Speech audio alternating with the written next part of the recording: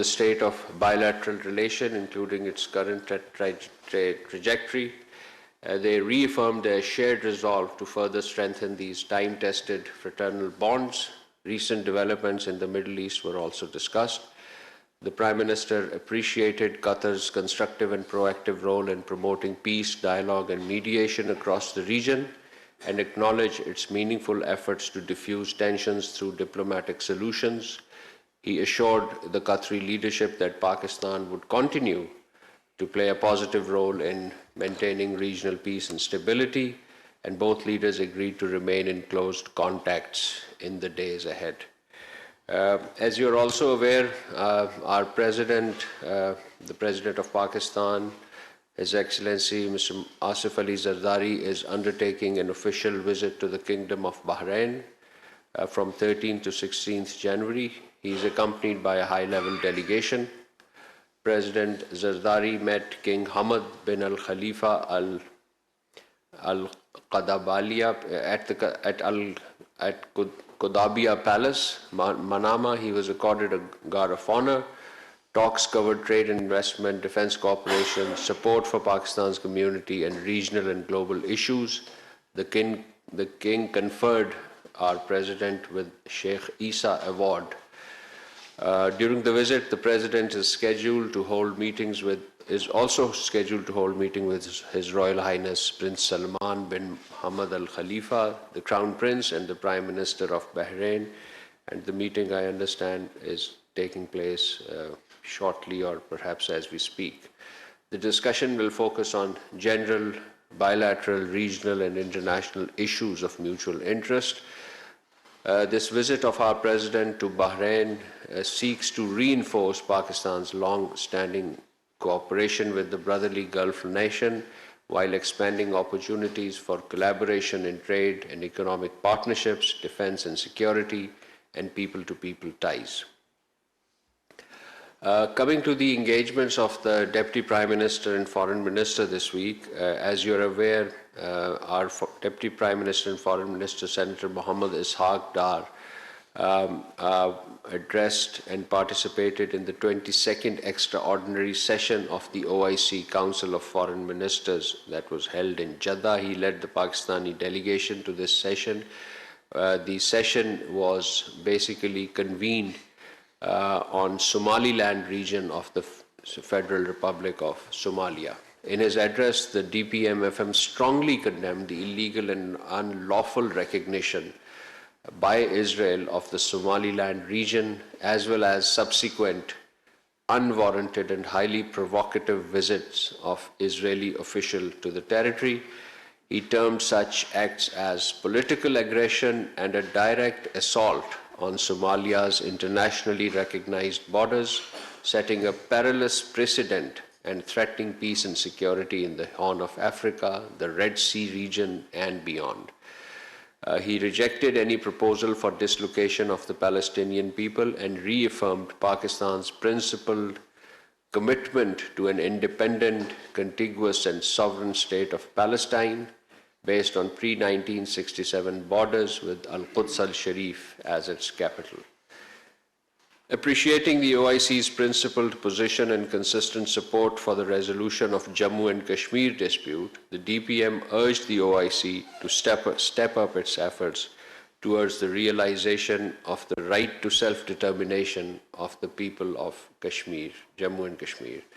The extraordinary OIC session demonstrated collective determination of OIC member states on various issues of facing Muslim Ummah, particularly Somalia. It sent a clear message to the international community on upholding the principles of state sovereignty and territorial integrity.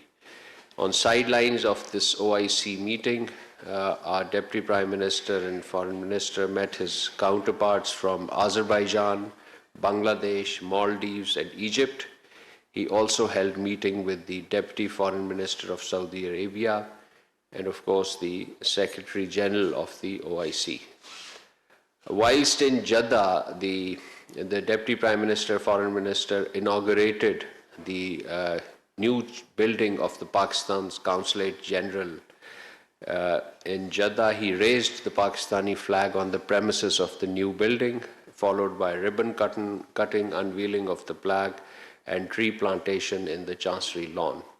In his remarks, the DPM lauded the efforts of the Consulate General of Pakistan in Jeddah and the support provided by the authorities of Saudi Arabia for making this project a reality. He emphasized that the government is committed to facilitate overseas Pakistani through provision of better and effective consular services.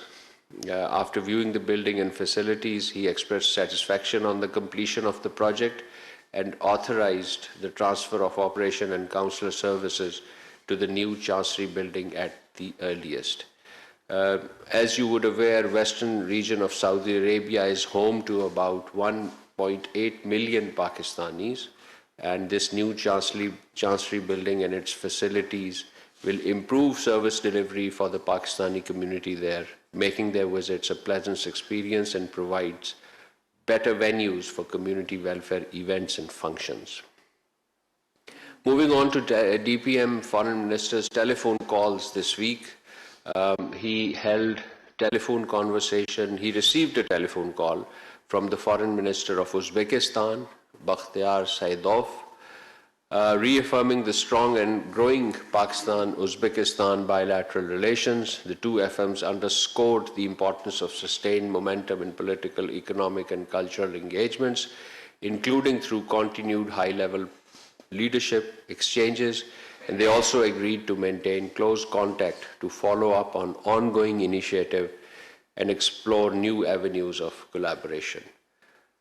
Our Deputy Prime Minister, Foreign Minister, also spoke with the Foreign Minister of Iran, Syed Abbas Araghchi, and discussed current developments in Iran. He reaffirmed the importance of sustained dialogue and engagement, and both sides agreed to continue to maintain close contacts. The Deputy Prime Minister, Foreign Minister, then held a telephone conversation with the Myanmar Foreign Minister, U Than Soe.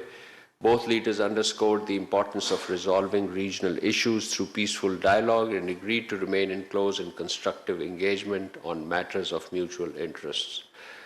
The Deputy Prime Minister, Foreign Minister, spoke with the Minister for Investment, Roshan Roiselani, Minister for Investment and Downstream Industry and Chief Executive Office of Indonesian Sovereign Wealth Fund.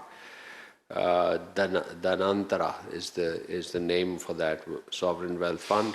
The discussions focused on strengthening economic and investment partnerships between Pakistan and Indonesia, and both sides reviewed potential avenues for investment, collaboration, and mutually beneficial projects. So with this, I come to the end of my opening remarks, and now I open the floor for question answers.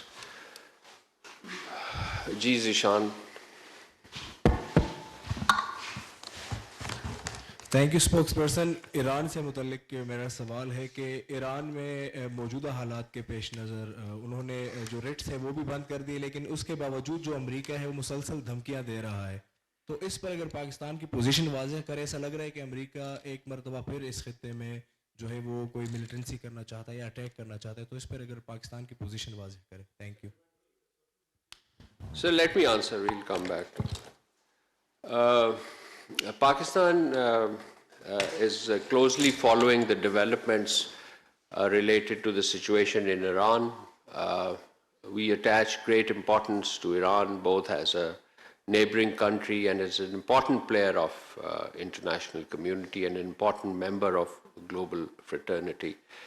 Pakistan hopes that peace and stability will prevail, and we reaffirm our support for all efforts aimed at peaceful resolution of the situation. And just a subtext to this, let me add that you may recall that we had issued a press release on a travel advisory. So we would reiterate that our citizens who are considering to travel their plans may consider so with keeping in mind that advisory and extreme caution to ensure their safety, security. And in this regard, the travel advisory and the context number that we gave would be referred. Our Embassy in Tehran, Ambassador Mudassar Tipu and his team are working diligently to ensure that Pakistanis in Iran are well looked after. Thank you.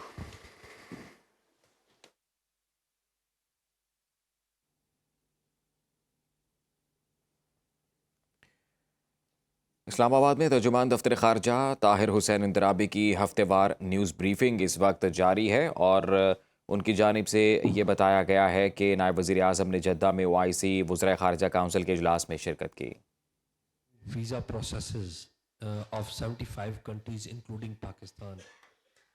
We claim that we have very good ties with America and our top personalities and prime ministers. So this treatment serves as a stark reminder of the suffering of the population subjected to systemic repression while asserting their inalienable right to self-determination. Pakistan remains steadfast in its diplomatic, political and moral support for the Kashmiri people and their just struggle for the realization of their inalienable right to self-determination as enshrined in numerous United Nations resolutions.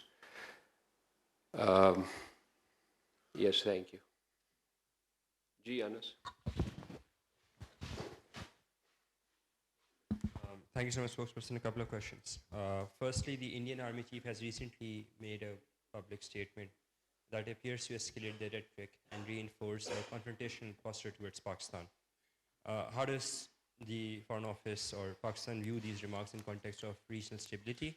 And does Pakistan see them as a mere political tool or a reflection of India's actual military intent? That's number one. Number two, we've recently seen that engagements with Myanmar, you've mentioned that in your opening statement as well. This is a new set of engagement that Pakistan and Myanmar are holding because there had not been any contact at ministerial level for about 2 years. When you say that emphasis has been on conflict resolution in the region, can you please elaborate that? And should this engagement in Myanmar be seen in context of the second phase of the elections held there very recently? Thank you. On your first question, Pakistan, of course, strongly rejects the baseless allegation by Indian Army Chief regarding the presence of so-called terrorist camps. Our unparalleled sacrifices in blood and treasure for combating terrorism are internationally acknowledged, recognized, and we continue to contribute to peace not only in the region and beyond.